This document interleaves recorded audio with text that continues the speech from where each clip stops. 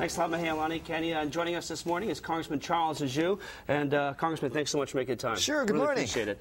This morning, President Barack Obama, in a way, called out Senate Republicans. I know you're in the House, but let's talk about this this bill. I know you're very familiar with it, the Small Business Jobs Bill. He says a lot of Republicans are for it. Yes. He says that the Chamber of Commerce is for it, that it would really ultimately help 4 million small businesses across the country. Is this something that you think your colleagues in the Senate should pass?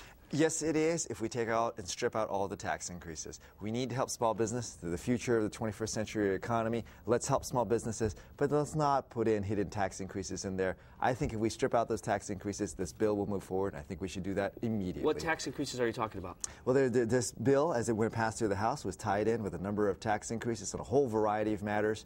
Is not a deficit, excuse me, not a revenue neutral measure. I think if it was a true, clean bill to help small businesses, reduce taxes on small businesses, this bill can be passed as soon as we go back into session on Tuesday. Now, the president has also called out your leader in the House and saying that a lot of bipartisanship, I guess, in both houses of Congress right now with what's going on with the election season coming up right now. You're going back to Congress. What do you see happening when you return for session on Tuesday? You know, Dan, one thing clearly in Washington is far too much of his partisanship right now, and there's far too much heated rhetoric on both sides, both from the president as well as my leaders on the Republican caucus. What I think we need to do is focus in on the economy. The government right now, the federal government, we're spending far too much money on programs that do not work, and we have no plan to pay any of that money back. What we got to concentrate on here is jobs, and that means reducing the overall amount the government is taking. A last question. I want to ask you about religion in politics right now. It's taken a role here in local politics between Neil Abercrombie and Mufi Hanneman, with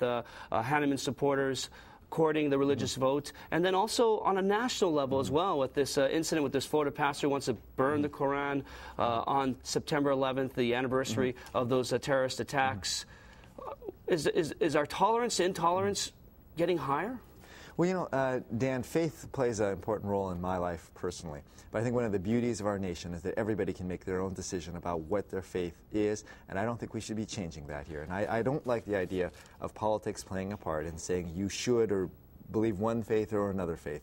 The United States was founded on the idea of religious freedom. We have to make sure we preserve that. The proposed Islamic Center 5 blocks away from Ground Zero, is that something that you feel strong on? A lot of people are opposed to it. It's 5 blocks away from this, or do you think this is a lot of ado about nothing? Well, the Islamic Center, I think, certainly, of course, it might be legal, but I don't think it is appropriate. And why is that? Well, I mean, certainly it's so close to the Ground Zero, where September 11th attacks But it wasn't occurred, Muslims that attacked. It was extremists in that religion who attacked. Right. And just as I think perhaps it may be inappropriate to put an Imperial Japanese History Center next to Pearl Harbor for us here in Hawaii, I think that is it's the Japanese Empire that attacked, not the Japanese people. But again, I go back to here, Dan.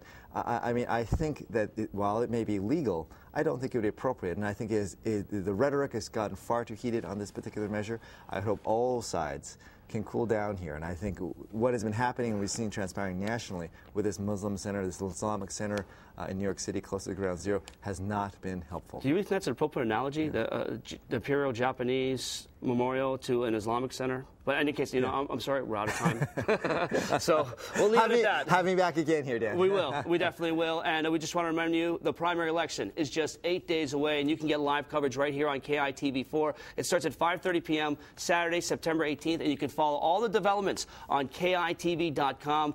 The first printout is expected at about 6:15, so please keep it tuned here to KITV4.